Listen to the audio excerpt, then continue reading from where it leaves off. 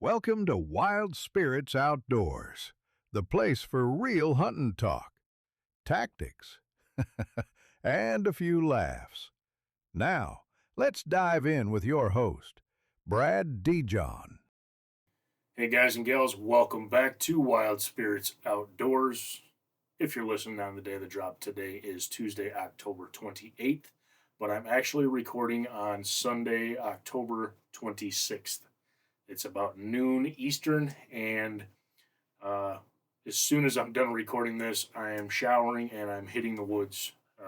It's it's go time, guys. I mean, we talked about it last week. This is when things start to get magical. The chaos is coming for sure, and I am I'm excited. It's a little weird this weekend. We've got like a southeast wind, which is rather unusual for me, at least in my area this time of year. Um, I went out Friday night and hunted my place, and the wind was virtually non-existent, and it was just super inconsistent. Uh, Thought for sure I was going to get busted. I had a doe. I put a video on social even of a doe that came in, and she was trying hard to pick me up, but thankfully she wasn't able to do so. Only ended up seeing a handful of does Friday night. Saturday, with that same wind, I wanted to try something different, so I ventured onto some public land that I've never been on before. I found myself Friday night when I got home from the woods, just kind of on Onyx and just looking at different public land kind of near to me, something that I could, get to in a manageable time. And found this spot, and I'm telling you, I'm gonna go back. It was a nice piece of land. I didn't see much sign of human intrusion in there. I came across, I think, one stand, and I put in a little over 1.3 miles with my tracker, just walking and scouting. Found a lot of good sign. I actually made it all the way into the spot that I thought was going to be good, and it was good. Don't get me wrong. I mean, it looked good, but I just didn't see the amount of buck activity that I expected I would see in there.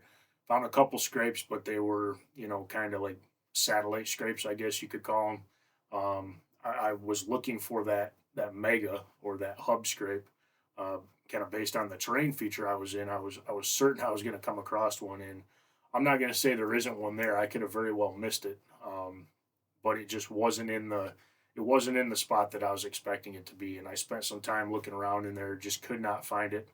Um, so I decided to kind of backtrack a few hundred yards back to a fairly large active scrape that I'd found. I actually smelled the scrape before I got to it because I'm assuming Friday morning, or I'm sorry, Saturday morning, it had been at some point in time earlier Saturday before I got to it. It had been hit. You could just smell the aroma of dirt and just piss. I mean, you could see that the ground was still wet from some piss in there. So it was an active scrape. I backed out and I sat up on that. Excuse me, and ended up seeing a doe, a spike, and a deer to be determined later. I'm pretty sure it was a buck, but I never got good eyes on it. And it came in with that doe. Just never. It was very thick in there, and you couldn't see very far. I think my farthest shot opportunity in a perfect scenario was going to be like 24 yards. So definitely tight quarters. She came in to inside of 20, um, but this buck, I'm assuming buck, did not, and she ended up turning and kind of trotting, and this deer trotted along with her. So guessing it was buck, don't know what size, but either way, it was a good evening hunt, especially for going into a new spot, and I definitely saved my pins, and I'll be going back in there. But as soon as I'm done recording this, I am hitting the shower and I'm hitting the truck and I'm heading to my private property, and I'm excited for tonight's hunt. Um, I don't have a lot of spots on my property. In fact, I only have one stand that's really set up for an easterly wind, unless it's a northeast wind. I've got some spots for northeast, but an easterly or a southeast wind, like what we've had yesterday and today, I don't really have anything set up for. Um, but I have a spot in mind, and I have a trail cam in that area, and I just have not set a stand up. So I think what I'm going to do is I'm going to grab my saddle and I'm going to go in and do a hanging hunt on my property tonight and see if I can make it happen.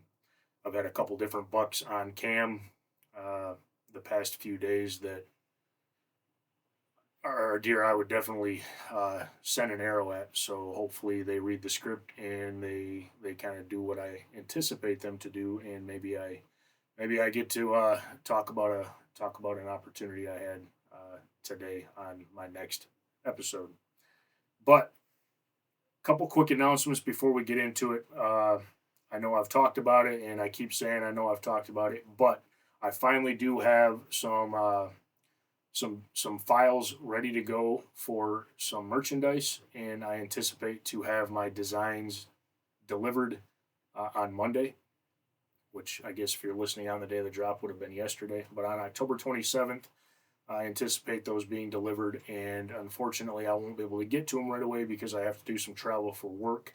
But when I return, I'm going to try to get a couple shirts printed up, take some decent photos so that I can put those out on Facebook and Instagram, and I'll probably wear one in the next episode so people can see what they look like and figure out exactly what the cost associated to a shirt's going to be, and see if I can get some pre-orders made available to everyone if they're interested.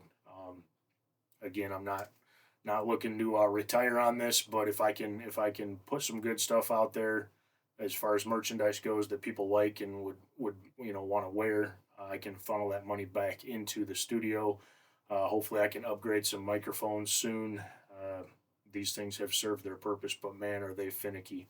Um, I'm excited to get some better microphones so that it's not so difficult to do my editing. And hopefully, this episode sounds the best thus far. I spent a ton of time doing some research on these microphones and as well as my mixer board and trying to figure out exactly how I can set things up so that it quits cutting out pops and clicks and claps and laughter and things like that, and some of my audio, just because I have a very monotone, deep voice. It definitely I've struggled to get the audio equipment to cooperate with me, but I'm learning, and like I said, hopefully we can get some better microphones in here soon. um, let's see, anything else? As of the morning of the 26th of October, we have surpassed 775 followers, subscribers, tribe members, whatever you want to call them. I call you guys friends and family. I'm excited for that, and I thank you all for doing this. Please continue to like, follow, share. Go to YouTube, to the podcast, hit that subscribe button, share it. Same with Spotify, same with iTunes, iHeart, and Apple Podcast. It just does nothing but help expand, and the algorithms when it's liked and shared kind of moves things around so that it gets more visibility. So if you guys can continue to do so, I would greatly appreciate it. Uh, we're growing faster than I ever expected this to, and I'm truly blessed, and I thank you guys for joining along on this journey. Um, I put a thing out on social media as well about episode 10. If you do listen on like iTunes, iHeart, Spotify, Apple Podcast, uh, and if you've listened since the beginning, I've used the same intro music and outro music since I started the podcast, and that was available via open source software. The gentleman who creates these riffs had them out there available for everyone to use. Well, I got an email late last week from Spotify, from the creator side of things, saying, "Hey, uh, we had to shut down your episode 10 because once episode 10 was released, the person who created that music had sold his library, and it was when he sold it, whoever purchased it no longer allowed open sourcing on it, and it is now copyrighted. And if you want to use it, you have to pay to play. So." Um, I'm not going to pay for roughly 30 seconds of music.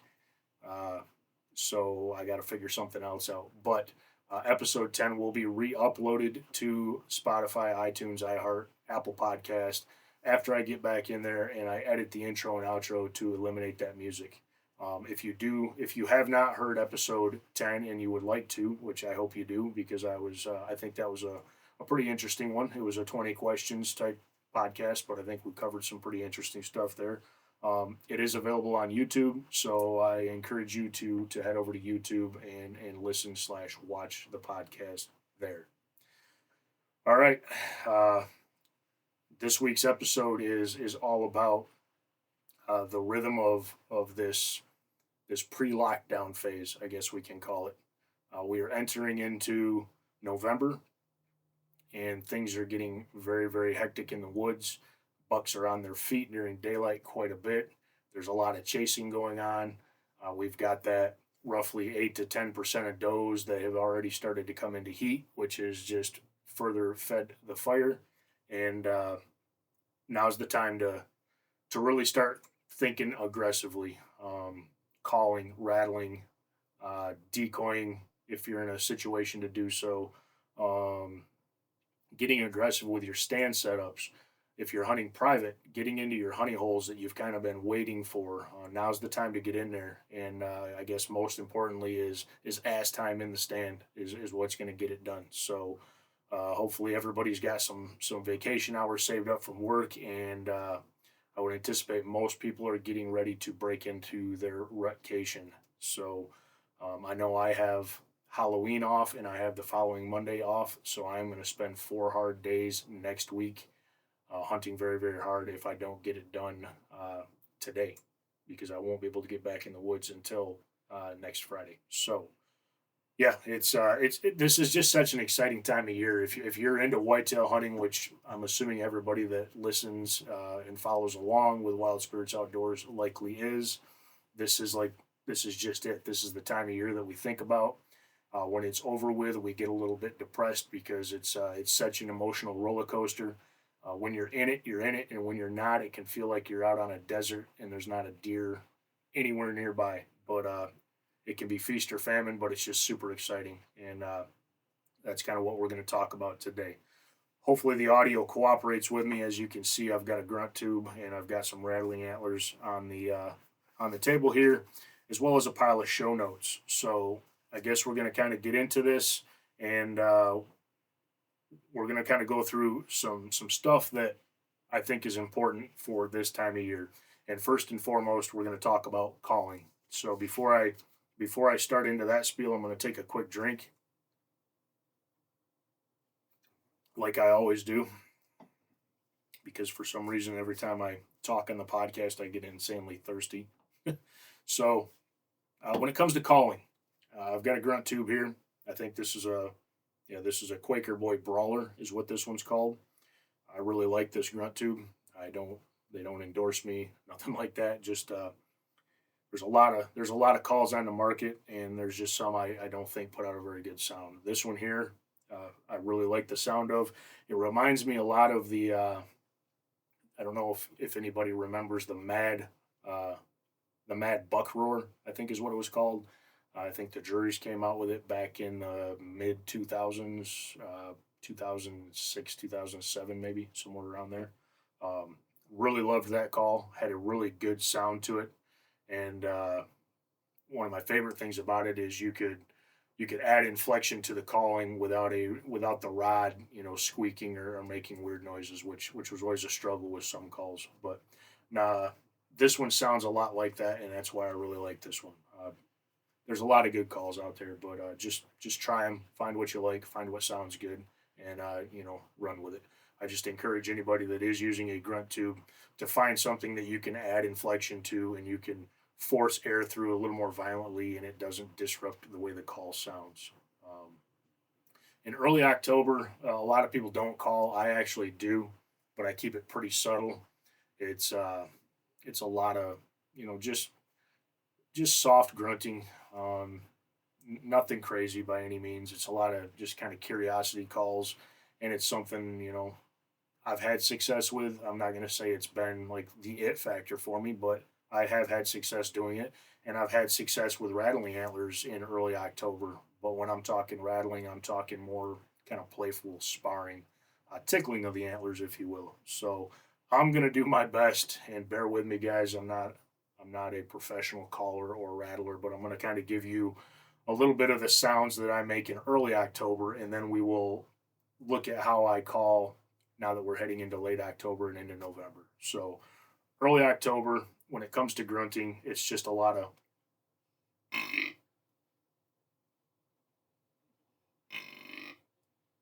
very light, very soft grunts. Nothing crazy. Just a little, hey, how you doing, right? Rattling early October. Now, if you're watching the video, this is a nice little 10-point rack. I cut the knuckle busters off them, the brow tines off. This is a deadhead I found it in Illinois back in 2007, I believe, and I've had them ever since. And it's a great set of rattling antlers. But early October, primarily any of my rattling is going to just be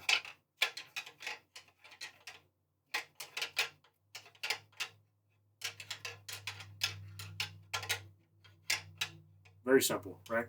Just making a little bit of noise. We've all seen bucks that are just kind of playfully rattling or sparring, I guess, especially once that velvet's ready to come off. Uh, there's nothing really violent about it, and obviously it picks up in intensity as we get later into October and into November, and that's kind of what I'm going to talk about next or show next is how I would call as we're getting into this time of year. I know the juries have talked about it. I know I've talked about it in some other episodes, and I know it's more of our human mindset when it comes to painting a picture. But if you've ever actually had an opportunity to listen to a couple of bucks that are kind of working aggressively towards one another, it oftentimes kind of builds, and that's what I try to do with my calling. So I'm going to just run through a little bit of a grunt sequence of how my grunting is going to go this time of year versus what it sounded like when I was doing my earlier October. So I'm just going to do it. Listen along if you can.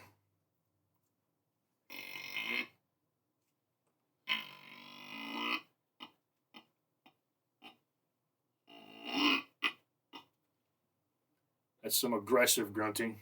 Maybe a buck chasing a doe. Kind of get those pops in there. I don't know if you've ever had an opportunity to, but if you've ever heard and witnessed a buck that's kind of working a doe that maybe she's in heat, maybe she's not quite ready, but he feels like she's getting close, so he's kind of staying on her. You'll hear a lot of them pops. They're not. It's not even a grunt. It's just a as he's running. It's just like right. Um, Now, if he's trying to get her to avoid going a certain direction, he seems to throw a little more inflection in there. Maybe he'll get a little louder. Or if she tries to cut right and he tries to cut her off, a lot of times he'll make that sharp move around her and just like he's like stop. I don't want you to go that way. I want you to go this way. So there's definitely different tones to it, and every buck kind of has its own unique sound to it. And what I'm trying to do when I'm calling this time of year is just kind of replicate some of the sounds that I've heard, and I'm trying to paint a picture for something that's in earshot of me to hear. So he's hearing this, and what I'm hoping what's going on in his brain is he's like, oh man, there's something going on over there, and I need to go check it out. So that's kind of how I'm going to do my grunting sequences, uh, as we're getting into late October, November. I also like to throw in some snort-wheezes. You got to be careful. I don't know. I guess it all depends on where you're at, but here where I'm at in Michigan, you can, and all deer have different personalities. So I'm not going to say that it's just because of the region that I'm in, but we don't have a lot of monster bucks running around here where I'm at. We've got some nice deer by all means, but the age class is, most of the bucks around here are honestly they're lucky to hit 3.5 years of age. Most of the bucks harvested around me are going to be in that 2.5 year range, some 3.5s. But for a buck to hit 4.5, 5.5 years old around me is it's definitely not something that's going to happen very often. Just because there's a lot of hunting pressure, and when they get to this time of year, they get stupid, and there's a lot of hunters, and stupid deer get shot. So. The reason I'm saying that is you just got to be careful when it comes to vocalizations. if you got a 2.5, 3.5 year old buck, and I'm not saying don't shoot those guys. Shoot what makes you happy. But if you're looking for, say you've got a 3.5 year old that you want to harvest. Well, if you get super aggressive vocalizing, he could get freaked out and think, and again, this is a human trying to interpret the way a deer thinks, but it'd be like us. We're just kind of hanging out. Let's say we're at the bar, we're hanging out with some buddies, and all of a sudden, there's just that one dude who just wants to freaking fight, and he's loud and he's super aggressive, and uh, most of us we don't want to deal with it, so we just kind of ignore him, or we're like, all right, you know what? Let's go someplace else, right? Just you know, we're not in our 20s anymore. Bar fights are no fun, so I look at it like that when it comes to deer too. But you can also run into those super aggressive deer who are basically looking for a fight. And when you're letting out these aggressive noises, to them it's like a challenge, and they're like, yeah, all right, let's dance. So um, just be careful, let it build, and if you are maybe calling to a deer you see, start soft, and then, like I said, build it up and see how the deer reacts. See how they behave towards those calls, and that's going to quickly tell you what kind of mood that deer's in. If you let out a couple soft grunts and you see the deer twitch towards you and it just kind of ignores it and keeps moving on, and you rip out an aggressive grunt, and that deer snaps its head at you, lays its ears back, and bristles up, well, that deer's not afraid to dance. Uh, Now, if you conversely you start softly and it doesn't really pay any attention, then all of a sudden you let out an aggressive one, uh, and that deer snaps its head your direction and then turns and starts trotting away. Don't sit there and just keep screaming at him trying to get his attention, because he's not interested in that. He's not looking to fight at that point in time. So um, snort wheezes, again, that's another one where 60% of the time they work every time. Um, I've had success snort wheezing deer. I've had success here in Michigan snort wheezing deer, public land, private land, either way. But I've also had some deer coming, and I thought I had them, and they kind of hung up, and I hit them with a snort wheeze, and they were like, "F this," and they just bolted. It's kind of a crapshoot. Now, in Ohio, Illinois, Indiana, uh, I've had, I think, better success with the aggressiveness of a snort wheeze than I have in Michigan. But again, it's all about that feeling out that deer, and I wouldn't do any snort wheezing blind.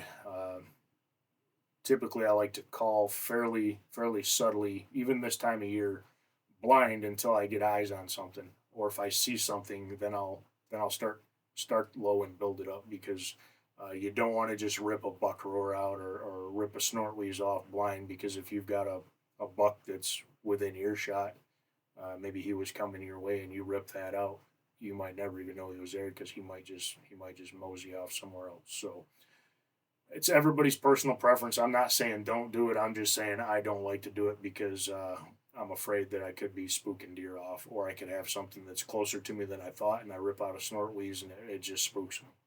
Uh, Rattling, uh, I truly enjoy rattling. I probably use it more than most people I know, especially here in Michigan, even on public land. I've called a lot of deer in rattling. I think it's, for some reason, I don't, when I do rattle, I don't seem to get the spooked response near as much as if I were to snort wheeze at a deer. But I get pretty aggressive with my rattling this time of year. So again, if we go back to what I was doing for early October, it's light. I mean, I'm barely touching these together. I'm just pickling a little bit of antler together, just to sound like a couple deer playing. Now, I'm going to try to turn so I don't smack my table or something. But this time of year, if I'm doing some blind rattling, I'm going to start with a grunt tube, and I'm just going to kind of run through a sequence.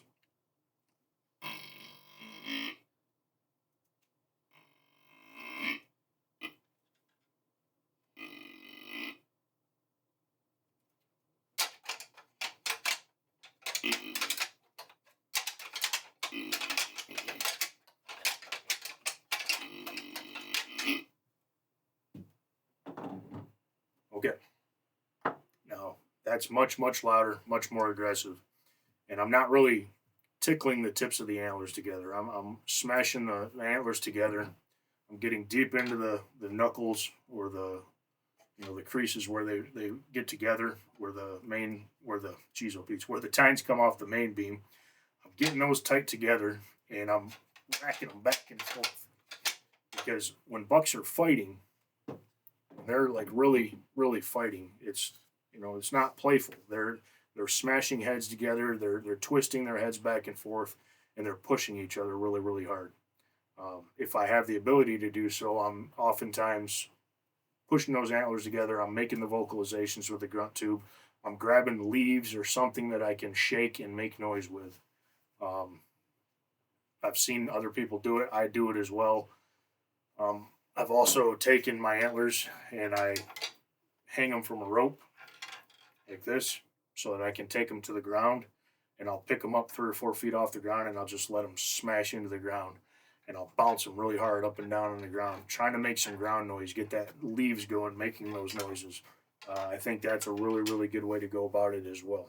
But and it's brief. I'm not doing this for 20, 30 seconds. When I'm doing a rattling sequence, it's probably 10 seconds max, and afterwards I just shut it down. I might follow it up with a couple of grunts here and there, but I'm doing very brief moments of fighting because these fights typically don't last too long.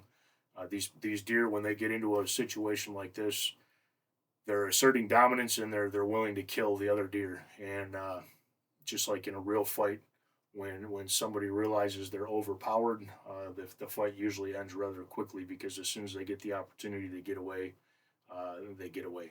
So that's kind of my thought process behind the grunting and the rattling.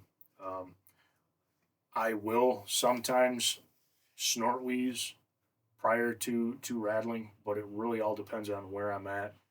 Um, on my private property, likely not going to do that unless I have a particular deer that I historically know is quite aggressive.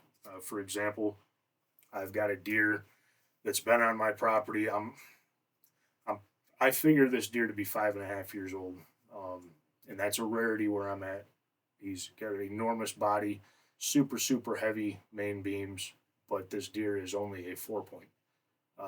I've had him on camera at least since 2022. I actually took some video of him when he walked under me back in 2022. I could tell at that age, I thought he was 3.5 years old just based on his body. He had a very large 4 point rack. And last year he grew a 5th point, but it was only like I don't know, maybe a ½ inch long. And then this year he is back to a 4 point. But his mass is, I mean, he's massed like this Indiana buck here.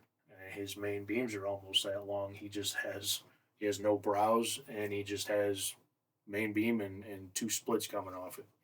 That buck I call bully buck. He is extremely aggressive. He's an asshole to every other buck that comes around him. He's vocal, and he will posture up. Anytime I see him around other deer, he postures up. Like October 1st or December 30th, doesn't matter. If another buck comes around him, he like postures up. He's just a very aggressive deer, and I only see him. I only see him a few times a year. Uh, I don't know exactly where his core area is, but he's been very frequent on my property this year, and in fact, he's one on my hit list deer. Last year, I was really tempted, but he grew that little tiny point, and I thought, man, maybe something's gonna break to the rack this year for him, and maybe this year he would blow up into at least a nice solid 8 point, but he did not, and just because of how aggressive he is, and he's a bully. That's why I call him Bully Buck. I decided this year that if I get an opportunity, I'm going to put an arrow in him. So he's definitely on my list, and he is one that if I see him like tonight, I'm not afraid to get aggressive because he will return it and he will put on a hell of a show. So it's all about the personalities of the deer as well. We talked about that a little bit last week as well. Let me take a drink here and we'll move on to kind of the next topic. All right. Now that we're getting into this last, I'm quit calling it late October. I'm actually gonna start calling this like beginning of November, right after Halloween. Halloween on. I'm gonna look at this from a couple of different perspectives because I do both. So on public lands, uh, I'm gonna again kind of shift my focus back to food a little bit, but not because I want to hunt the food, but because I want to be hunting uh, primarily travel corridors that are heading to that food that the does are going to be using. So on public lands, a lot of the public lands, excuse me, around me, there is no, the DNR is not planting them. There's nothing being leased out to farmers to plant. Now, there are some public lands in Michigan that they do that, but a lot of this stuff up here in uh, the forested areas of public land where it's just thousands of acres of woods, mixed woods, there's really not that. So I'm looking at uh, private land, destination food sources, ag fields, um, and I'm looking at areas of mast crop, especially years like this year where there's just a prevalence of freaking acorns. When I was out yesterday, when I did that scout hunt on that public land, and I've seen it all year, but it just never ceases to amaze me how many acorns were down. I mean, I was having a hard time like saying, "Oh, this is kind of the hot feeding area." Uh, the one thing that was helpful for me was not just looking at the acorns because they were everywhere, but when you get around them, you can see disturbances in the leaves, and that's not just deer, that's turkeys, that's squirrels, porcupines, whatever. But looking for fresh droppings, that'll tell you that deer have been in there relatively recently. Uh, they're still a they're still a vibrant. It's funny to talk about shit like that, but like a vibrant brown, they still have high moisture to them. That's very fresh droppings compared to when they start to dry out. You can just tell it's older dookie, but that's what I'm looking for. Looking for mast crops that are in a what looks to be either topographically or just based on potential bedding to primary food source on maybe private ag land. I'm looking for travel corridors that make sense topographically, and I'm looking for those mast acorns between the bedding and that destination food source to set up in. I want to be there if the does are coming through, and I want to be there if a buck is cruising that area as well. So um, that's one thing I'm banking on public land. If you can find a hot oak tree, that's just more beneficial. I like to get. I don't like to hunt right under the tree because there oftentimes you'll end up with a bunch of deer that just linger right underneath you for a very long period of time, and uh, does will bust you, man. Especially if they're hanging around you long enough. It seems like the longer they hang around, the more they move around.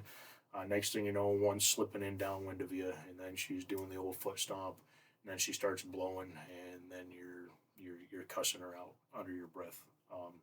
So I don't like to necessarily hunt right at the food source. I'm trying to get between that food source and where I think the bedding is, but I'm looking at it as a continuous line of travel from that destination feed back to bedding. Um, Not necessarily trying to get right up on the bedding just yet. I think we still got a little bit here before the majority of does come into heat. So I'm focusing on those travel corridors with food in mind. Um, I do start paying a little bit more attention to rubs. Rubs are something that I'm always happy to find because it tells me there's deer in the area. But I'm looking for rubs that kind of fall in line with these suspected travel corridors that I'm looking at. If I start seeing rubs popping up in there, that tells me that I'm likely in the right area because this buck is cruising through here. Good chance he's going to continue to do that in his search for does. And obviously, I'm still paying very very close attention to scrapes. Probably right around Halloween, I'm gonna quit worrying so much about scrapes, and I'm really gonna focus in on hitting these travel corridors and also getting tighter to the bedding. But for for these next few days, this is kind of what I'm looking at. And this can also apply to our private land as well, but this is more so for, I guess I should say, public land or private lands that you have no ability to manipulate. Maybe it's a permission piece or something like that. If it's your own private land that you can manipulate, at least from my perspective, there's some things I change a little bit because I have that ability to manipulate properties. Um, and you also got to take into consideration, obviously, the hunting pressure.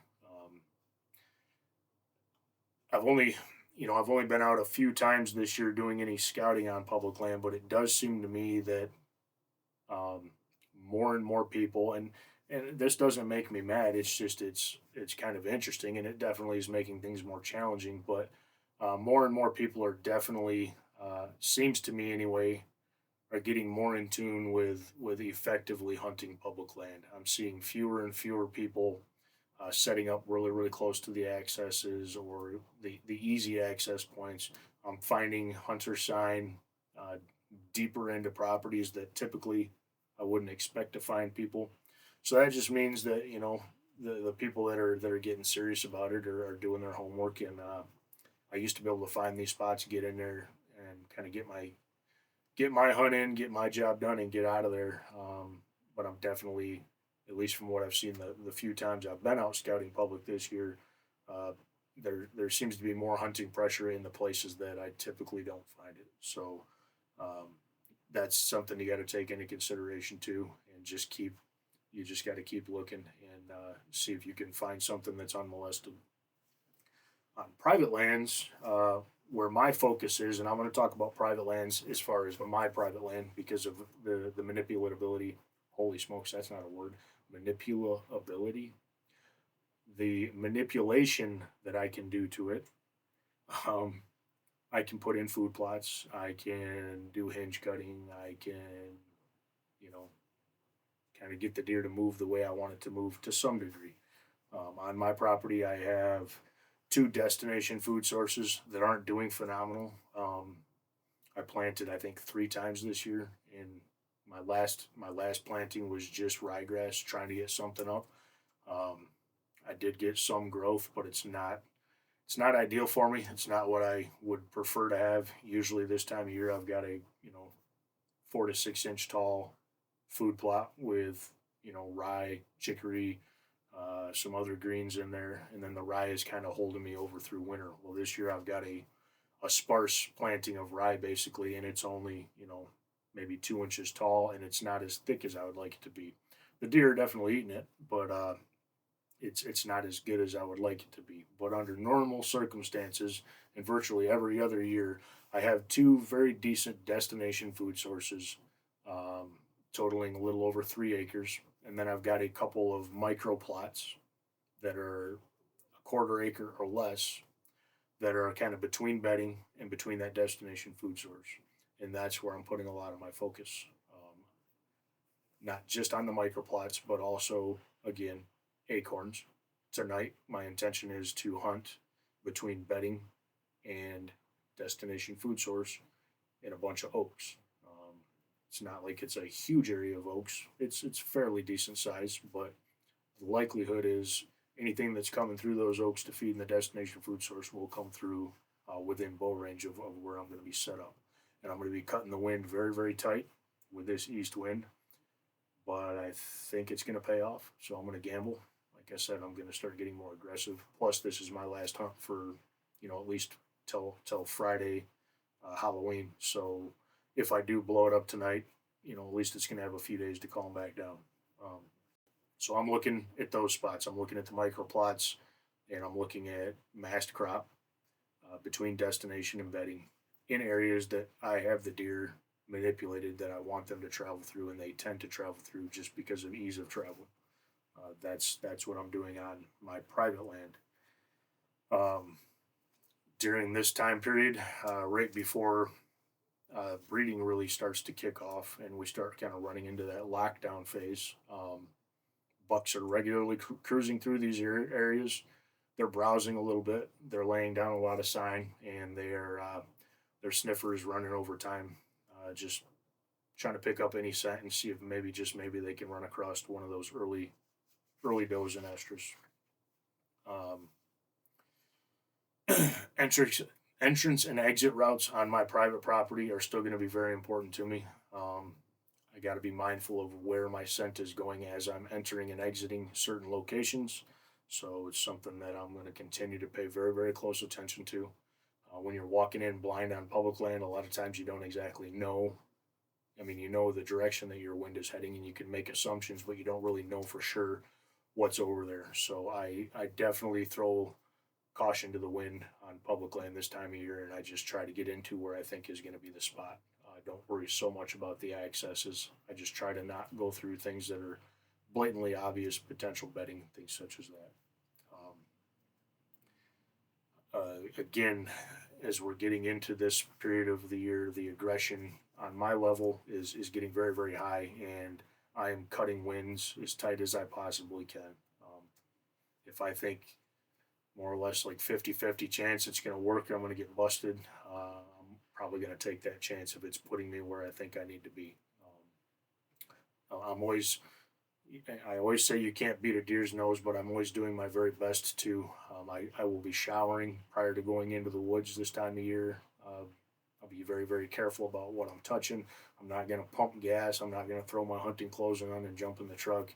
I'm going to shower down. I'm going to go to the property. I'm going to get out. I'm going to wipe down with some field wipes. I'm going to get my clothes out. I'm going to change outside into my hunting clothes, go hunt. And then when I get back, I'm going to change out all my hunting clothes before I, get back in the truck. Everything's going in totes to be kept as scent free as possible. So because I am being super aggressive, and I will be cutting winds hard, very, very hard. So the aggression level on my end is definitely going up.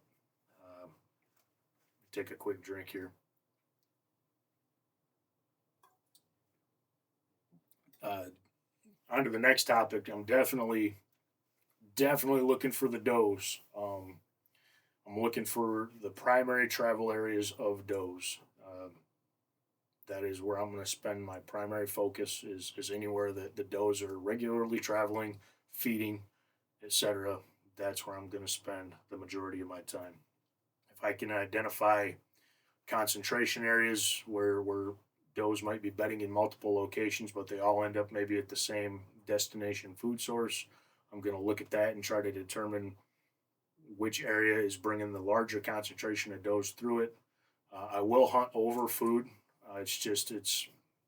It's a little trickier to get right up on a food plot this time of year, um, primarily because when you do have these large concentrations of does, um, it's hard to get out of a stand without getting busted, and it's more easy to be aggressive off the food because um, even if you're only off it, 40, 50 yards, at least the majority of the deer have moved into the destination food source. And if you have not been successful, there's enough space between you and that destination food source where you can slip out and get out of there undetected. So I'm still being a little cautious, probably until maybe 5th, 6th of November. Then that's when I'll, you know, if I have not already been successful, there's a good chance I'll be hunting right on top of some food. That's a good situation where maybe a decoy comes out. I was going to talk about decoying when I was talking about calling, and I kind of forgot about it, but we can jump into it right here because it's kind of a good point. When it comes to decoying, obviously you don't want to set them up in areas where deer's going to be wandering through, and all of a sudden there's a decoy 20 yards from them that's going to scare the shit out of them. Decoying is great to do in larger open areas, preferably food sources. I mean, you can do it in open hardwoods, but I prefer to do it in an open food source where deer can come in and they can see that decoy from 80 to 100 yards away, and they're not just walking up on it and getting scared. Um, I've done some decoying in Michigan. I'll be perfectly honest with you. I don't think it's ever worked for me. I think I've scared more deer off. I think with this bully buck, I think it would work phenomenally, but he's not the only deer I'm targeting, so I don't necessarily want to use one specifically to target him because I'm not sure how the other deer would react to it. But there are plenty of areas where decoying can work. I don't think I've ever decoyed on public land that I can recall. Yeah, maybe I have a couple of times, but it's just not something I typically practice. But if you've got the right deer, you've got the right property, you've got the right personality deer that you're, going after, or if you're in areas with some higher, larger buck numbers, I can definitely. I'm not afraid of decoy. I mean, I've decoyed with success in other states. It's just something that I haven't had a whole lot of luck with in Michigan, but it's a situation where I would prefer to do it in these open, larger food sources. Kind of went off topic there a little bit, but I'm starting to. We're going to start getting really close here in the next, really over the next couple weeks, where trail cam data, at least present time, what's happening currently, trail cam data doesn't really mean a whole lot to me. I still run them because you can still pick deer up moving through, but uh, pretty soon the buck movement is going to become more sporadic, and it's not going to be necessarily over scrapes. It's just going to be a lot of movement. They're just going to be moving, trying to find does. What I'm looking at as far as trail camera data is I'm going back in. I don't know about you guys, but uh, I keep old trail cam photos. I use DeerCast by Drury's, excuse me, and I do something with it, and maybe this would be helpful for somebody else out there. Uh, I do kind of keep a hunting log or journal of what I see so I can go back and reference it. But something that's been helpful for me is if I get a deer on camera and it's a deer that I am interested in, or I think, this could be a deer I would want to target in a year or two, I save that deer and I go back into DeerCast for my area, specifically to where that deer was. I save that deer photo. I go into DeerCast, I open DeerCast, and I take a screenshot of, excuse me, what the wind was doing, what the temperature was, what the moon phase was, barometric pressure, all that jazz. And I lay that onto the photo and I save it. And then I can go back this year, I can go back and I can look through last year's photos and the year before photos. And if there's a buck that I've been watching, I can see, okay, October 29th, he was in this area last year at 6:30 p.m. on a northwest wind during a waxing crescent, and the barometric pressure was going up. Now, I'm not saying all that data necessarily means anything, but it all means something to me. Some people don't take into consideration moon phase at all. I personally do. Barometric pressure, I think, is pretty much a no-brainer for anybody out there, and obviously, wind direction can have an impact on travel direction for these deer. But by saving all that, I can go back last year, the year before, and if I can see, it doesn't necessarily mean he's going to do the exact same thing on that exact same date, but it's going to be very similar, and I think it's going to be close within a week or so of that. But if I can find patterns that align year over year, maybe it was a rising barometric pressure or it was with that northwest wind. I saw him in 2023. I saw him on October 26th, right where this camera's at. The next year, camera's in the exact same spot, and on the 28th, we had the same wind conditions, same barometric pressure, and I got him the exact same camera, same spot, 2 days different than the year before. Well, that shows me a pattern. Now this year, if I'm looking at my forecast and we're gonna have a rising barometric pressure, and we're gonna have a northwest wind, the same as we had there, um, and it's gonna happen on the 27th. If I have the ability, you bet your ass, from the 24th until the 1st, I'm gonna hunt that area if it's a buck that I want to harvest, because these deer do deer things and they do repeat themselves.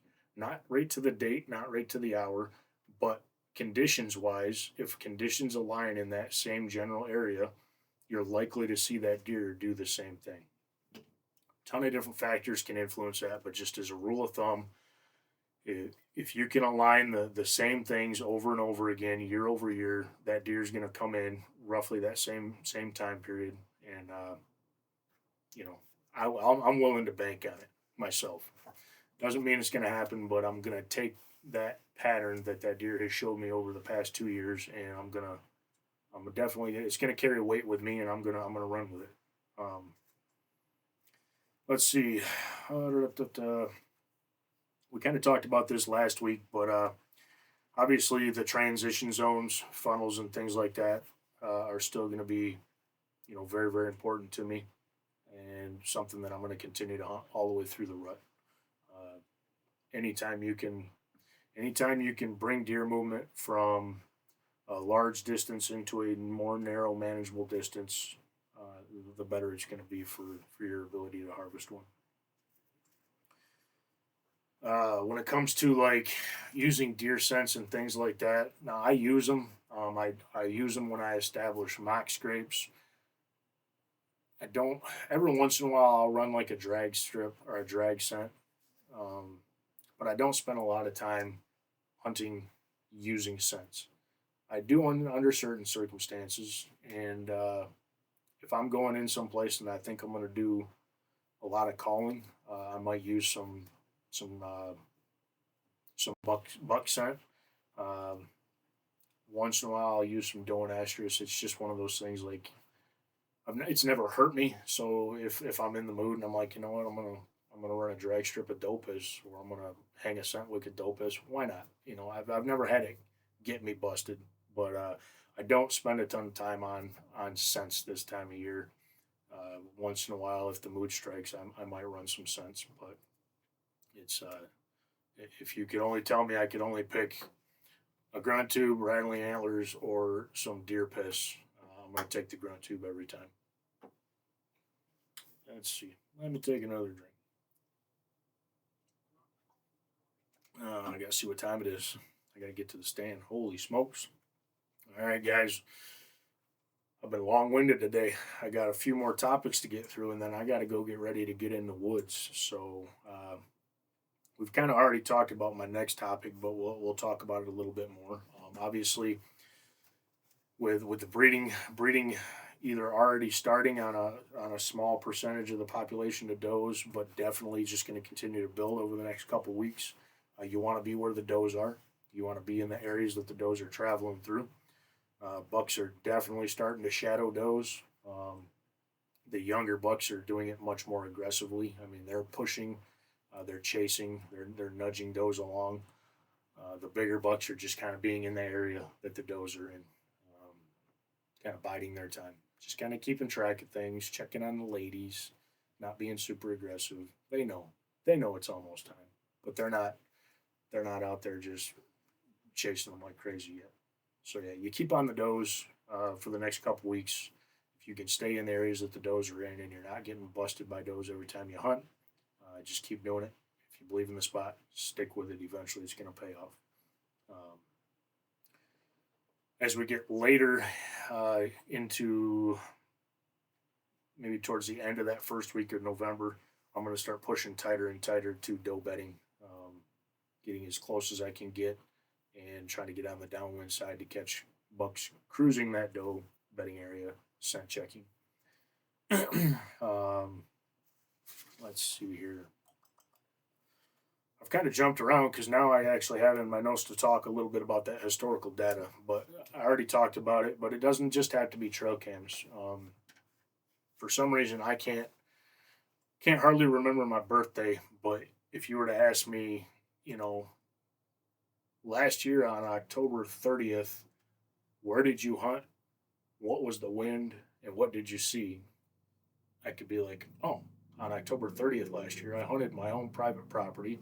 I hunted a micro plot that was heading into my northern destination food source, and we had a west northwest wind, and I did some rattling, and I saw two-year old 6 points. I can remember that. So the same thing goes for when you're thinking about historical data. Just sit there and think back of what you saw, what the temperatures were doing. If you've seen patternability, repeatability, maybe even not the same deer. That historical data doesn't necessarily have to be the same deer, but deer in general will do deer things. And if one buck is shot, or one buck disappears, or gets hit by a car, or dies from whatever, or just for whatever reason moves off to somewhere else, another buck is going to come in and be very similar and kind of run that same pattern ability, I guess you can call it, as what that other deer was doing. So deer are going to do deer things, and just because it's not the same deer doesn't mean you can't look at the data overall, big picture of multiple deer doing different things but in the same areas, and kind of help you pin down places you can be. Um, Again, bucks are creatures of habit. They're going to do habitual things until they are on a hot doe that's ready to breed, and then they're going to chase her to wherever she goes. But when they're done with her, they're going to make their way back to that pattern, and they're going to keep repeating the process looking for other does. So think about prior year encounters, think about trail camera data, and just keep all that in mind, and continue to combine the trail cam data from years prior or the historical knowledge from years prior with what you're seeing on the ground as far as fresh sign goes.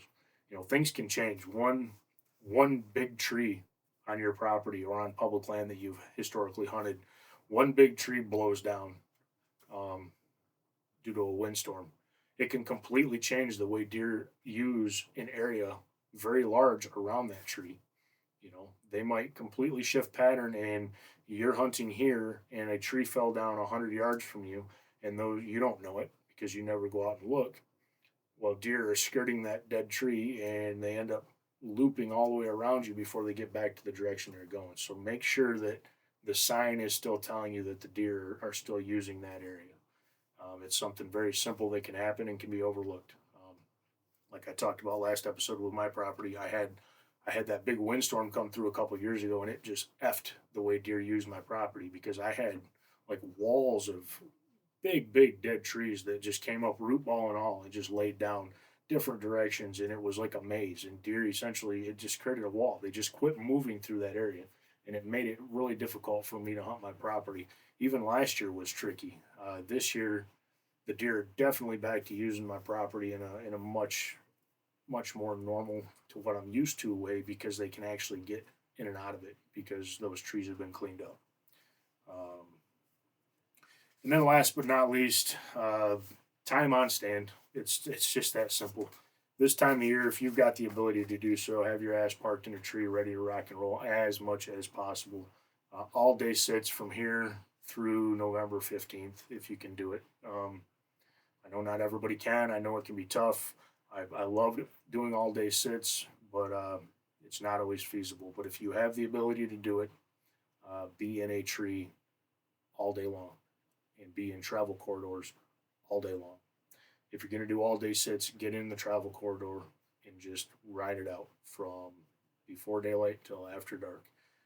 It can be it can be boring because you're not necessarily going to see a ton of deer like if you were sitting out over a food plot and deer coming in the evening.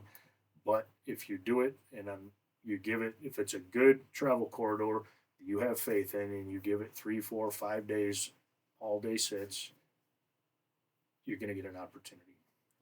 It's really just that simple. Um, be aggressive. Just keep moving closer and closer in the transitions to the bedding areas. Get in tight. Uh, be aggressive with that wind. Give that deer as much of an advantage on that wind as you possibly can. It might get you busted, but it also might be the difference between watching a deer go by out of bow range and getting one shot.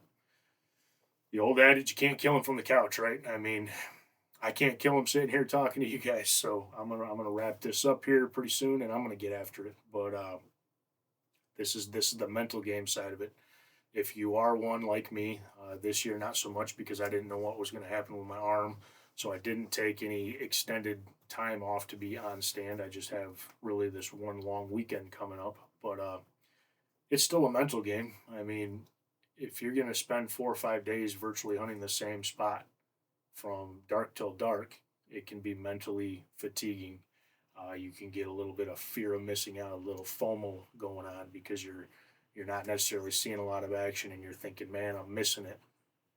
If you stick it out and it's a good spot, I mean, I got to preface it with that. I mean, you can't be sitting, in the middle of the highway and be like, why am I not seeing any deer? But if you're in a good spot, you've done your homework, you know it's a good spot.